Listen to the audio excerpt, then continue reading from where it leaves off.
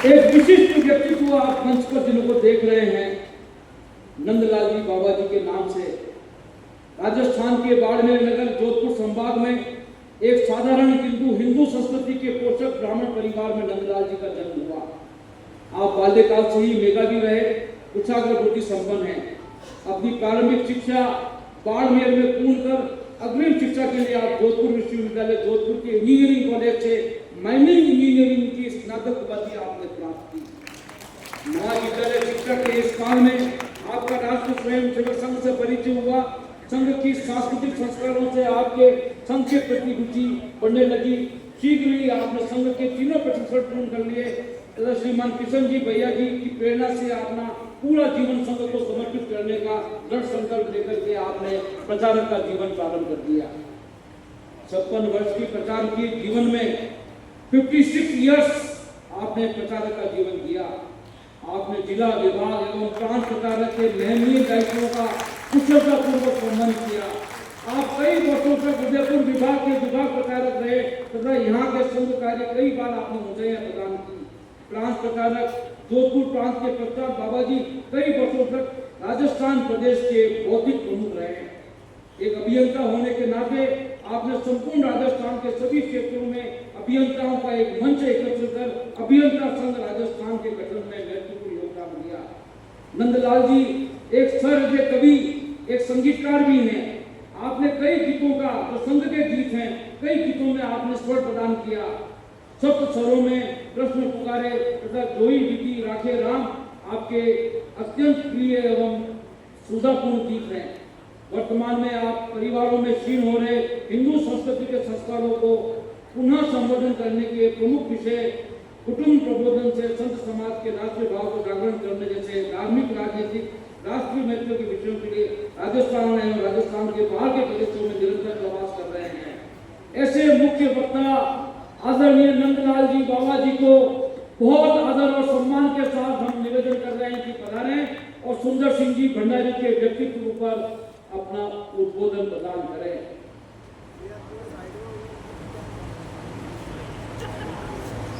महानुभाव, कुछ कर्म योद्धा इस धरा पर कभी कभार ही आते हैं। कुछ कर्म योद्धा इस धरा पर कभी कभार ही आते हैं और हम जैसे भाग्यशाली ही जिनको अपने बीच पाते हैं। कर्म योगी बनकर जो पल पल संभाल लेते हैं अपने जीवन को, कालांतर में यही नंदलाल जी बाबा जी के नाम से पुकारे जाते हैं। कालांतर में यही नंदलाल जी बाबा जी के नाम से पुकारे जाते हैं। भारत माता की गरजते बोलो, गरजते सारा दृश्य अलग प्रकार का है। भारत माता की प्रवाह में कह रहे तो हमारे धीरेन्द्र महोदय भी इन विशिष्ट विभूतियों के सम्मान के चक्कर में मेरे भी चक्कर में लग गए और धीरे रह गया। मैं भी तालियां बजाओ, ताली क्यों बजाते? बजाओ जरूर, ये अंतर मन से बजाना और ऐसी बजाना है दुनिया सुनने की ताली क्या होती है। मूल का कोई विषय बोलने का है भी नहीं। जीवन में धारण करके हम सब चल रहे हैं। योग की बात है, कुछ का सम्मान यहाँ हुआ है, सबका याद हो रहा है और दृश्य सबके सम्मान के ही निरंतर लगा हुआ है। मूल विषय एक ही है, विश्व की धरती पर एक अनुपम देश, विश्व की धरती का एक प्राचीनतम देश दुनिया ने आकर बोली कि दिव्य संस्कृति का प्रभाव यही पूरी दुनिया के लोग कहते हैं। और आजकल तो इंटरनेट का जमाना है, समय निकाल करके दुनिया क्या बोल रही है हमारे बारे में, हमारे प्राचीन के बारे में वापस के पास जान दे। और इस युग में फिर से बीच की गलतियों को सुधार करके एक नवीन प्रेरणा के साथ में विश्व की धरती के परम कल्याण के लिए भारत में मूल गौरव को लेकर के खड़ा होगा और इसे सांस्कृतिक चेतना से अधिष्ठित हमारी राजनीति भी होगी। उसकी मूल प्रकट करने वाले अनेक लोगों में जो दो विशिष्ट विभूतियों की आज पुण्यतिथि थी, उसी के नाम पर आज का कार्यक्रम आयोजित हुआ। राजनीति सत्ता के के लिए भी हो सकती है, राजनीति अनेक प्रपंचों के लिए हो सकती है, लेकिन दोनों विभूतियां वो है। मिले हुए पद को ठोकर मार करके बाहर आ गए श्यामा प्रसाद मुखर्जी, और ये कह करके नीतिगत रूप से भारत की सांस्कृतिक चेतना को जागृत करने की राजनीति चाहिए, ये पुष्टि करने चाहिए। मिले हुए पद को तोड़ करके आए। और सुंदर सिंह जी को मेवाड़ की धरती के उदयपुर या आसपास के लोग तो कौन नहीं जानता। मैं भी जब प्रचारक बना हूं, पहली बार अपने क्षेत्र के बाहर की विभूतियों का नाम आए तो सबसे पहले सुंदर सिंह जी का नाम है। इनकी ये राष्ट्रीय तपस्या का प्रारंभ विशुद्ध रूप से संत गंगानाथ के रूप में हुआ और जोधपुर में हुआ है, जहां मैं स्वयं तैयार हुआ हूं। और इसलिए मुझे बहुत गर्व है कि मैं पुराना होने का इतना सा याद है, बाकी ये तो दूसरे ढंग से कह रहे थे कि इतने साल से तपस्या करिए, तपस्या नहीं करी लामो मामलो यो तो मेरे भाई हो कि मैंने इनके भी दर्शन किए हैं और आज मैं भी दर्शन कर रहा हूँ। कितना इसका लाभ, गंभीर वाणी, संतुलित प्रवचन और जब हंसते थे इतने ठाके चलते थे। अनेक बंधु यहाँ बैठे होंगे जिन्होंने अपनी आत्मा से सुंदर सिंह जी के दर्शन किए। बैठे हैं कि नहीं बैठे? बैठे हैं कि नहीं बैठे? तो गर्व के बोलो भारत माता की जय। और मन में कौन सी बात थी? बड़े राजनीतिक क्षेत्र के थे और योग की बात है कि राजनीतिक क्षेत्र में संगठन की निष्ठापूर्वक सेवा करते करते, राष्ट्रीय जागरण का अनुपम काम करते करते जेल में गए, सब प्रकार के कर्तव्य किए।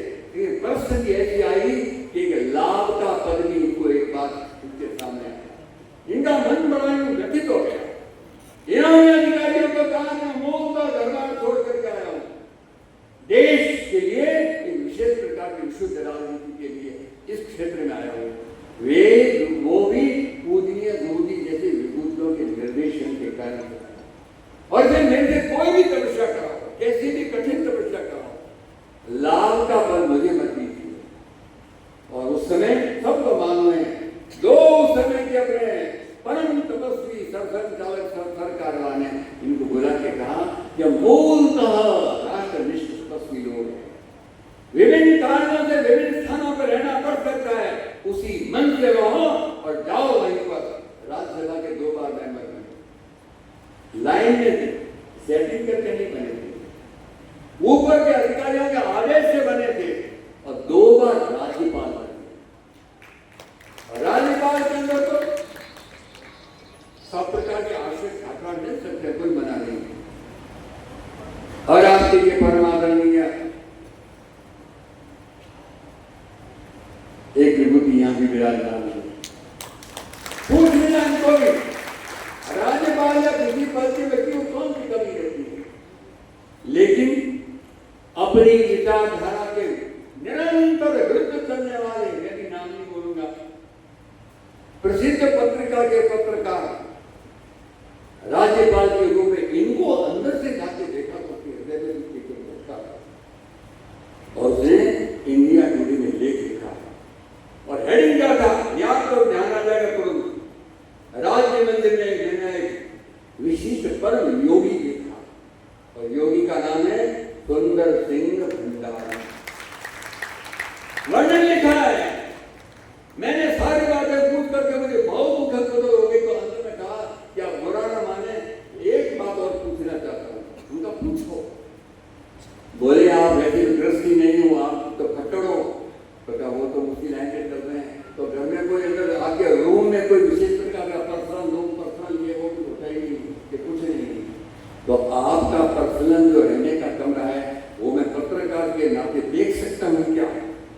सुंदर सिंह जी ने कहा कि आराम से देखो कि आपको कुछ करना, कुछ नहीं करना, मुझे मेरा कमरा चलता तो मुझे देख लेता। उसने वर्णन किया है। पहली बार मैंने ऐसा योगी देखा जो सब प्रकार की सुविधाओं के बीच में रहते हुए भी अपने सिंपल खाते पर चुपचाप हो जाता।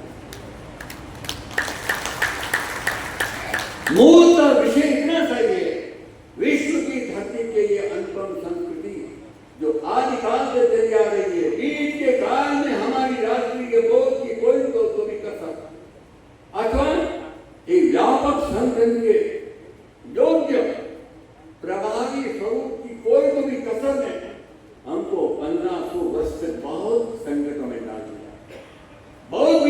नेतृत्व में डाल दिया और बड़ी ईश्वर की कृपा से, अनेक बलिदानियों की तपस्या से, सामान्य जन की तपस्या से देश आजाद हुआ है। लेकिन स्वतंत्र, स्वराज्य, स्वसंस्कृति का बोध उसके देश में ये आने में बहुत देर है। और इसे प्रारंभ काल से मूलतः ये राजनीतिक क्षेत्र दोनों नहीं है। जिंदगी भर राजनीतिक क्षेत्र में रहे लेकिन राजनीति नहीं है। मूलतः सांस्कृतिक चेतना राजकीय स्वरूप में है। आज की तारीख में फिर से नवीन स्वरूप में खड़ी कर सकते हैं। यहां तो देखा जाए तो आप सब समझते हो, भारत की धरती के अनेक अनेक धर्म ग्रंथों में दो बड़े प्रमुख धर्म ग्रंथ के नाम है।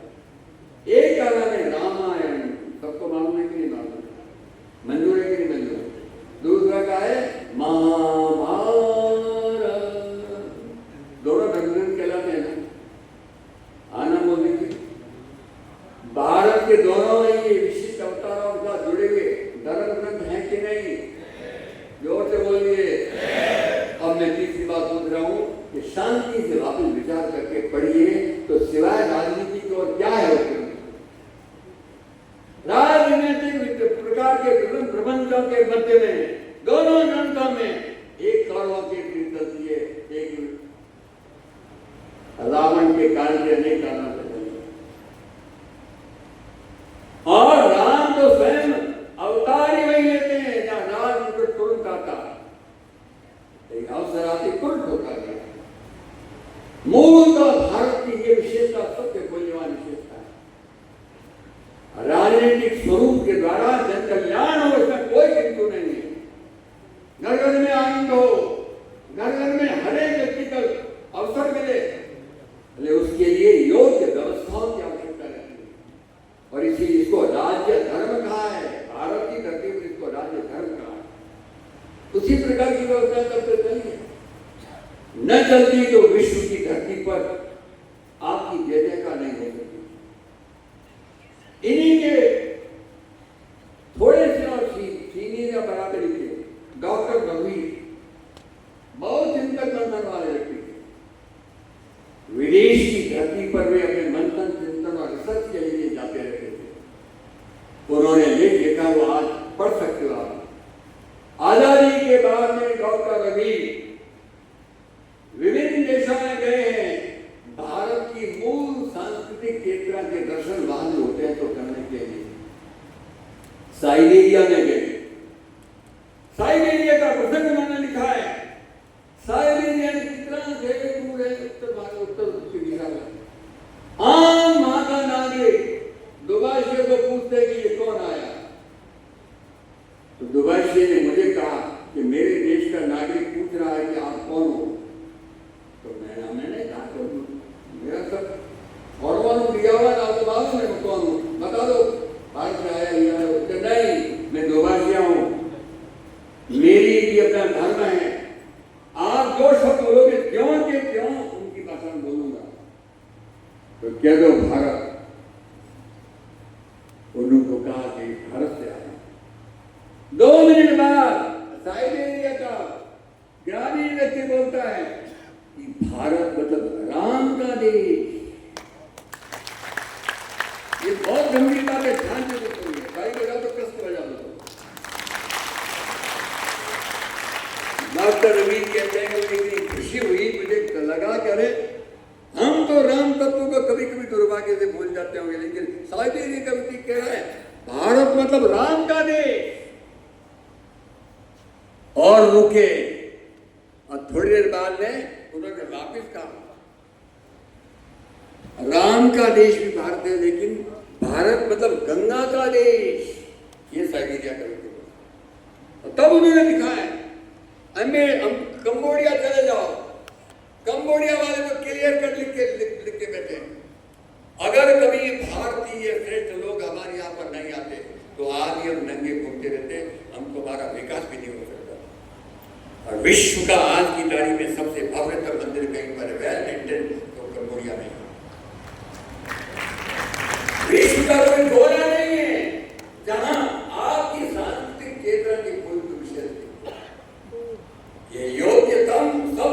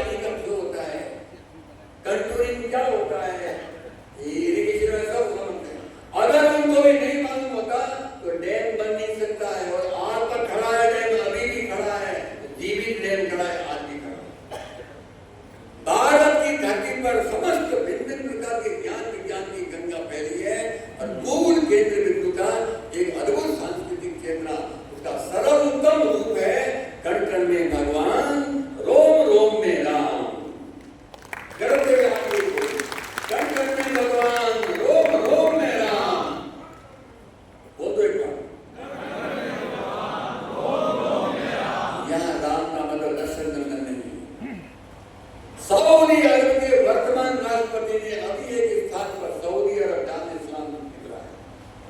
बोला है राम केवल भारत के देव नहीं है, विश्व के कल्याण के अद्भुत देव हैं। और केवल देव नहीं है, राम मेरे हिसाब से सऊदी अरब का राष्ट्रपति बोलता है राम है सत्य का नाम, राम है विजय का नाम, राम है न्याय का नाम, राम है तपस्या का नाम। ऐसा उन्होंने भी बोला। ध्यानपूर्वक अपने मूल विरासत को समझने की जरूरत है। और भारत के स्वतंत्र होने के बाद में एक संगठित रूप से देश भर के मूल हमारी सांस्कृतिक चेतना को जागृत करके जीवन के हर क्षेत्र को धीरे धीरे देशपूत कर बनाएंगे। उसी में ये दोनों विभूतियां एक विवाह की धरती का रौनक बढ़ा रही है, एक बंगाल की धरती से आई। एक ही पुण्यतिथि आज है, दूसरे की कल है, लेकिन कार्यक्रम के कारण से दोनों को एक साथ कर दिया। और अंतर्मन में सबके उसी प्रकार के भाव है। इसीलिए आनंद के साथ में ताली की गजब बजा रहे हो, जय जयकार की गजब कर रहे हो, तो मूल भाव जिसके कारण से सारा ये प्रवाह चल रहा है।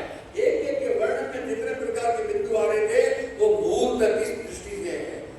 अंतर्मन में एक पवित्रतम इस देश की मूल विरासत का गौरव का भाव चाहिए। और गौरव के भाव में मेरे कर्तव्य का बोध चाहिए। और उसी में से विश्व की धरती पर फिर से एक नवीन जयकार के साथ में आपका ये तालियों की गड़गड़ गूंजने वाली है। लगातार इन दिनों में फिर से दुनिया भर में भारत की सांस्कृतिक विजय के भाव ऊपर चढ़ रहे हैं कि नीचे उतर रहे हैं, गर्द रहा है कि नीचे डाउन जा रहा है। तब इसलिए गर्द के बोलो भारत माता की। और एक लाइन के गीत की बोली तो इन्होंने मेरे को इशारा कर ही दिया, तो मैंने क्या जाता क्योंकि बोलने की कोशिश करेंगे क्या।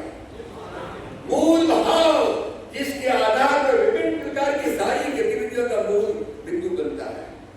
हम धन्य इस जग जननी की, हम धन्य इस जग जननी की, हम धन्य इस जग जननी की, हम धन्य इस जग जननी की, सेवा का अवसर है पाया, सेवा का अवसर है पाया, इसकी माटी वायु दल से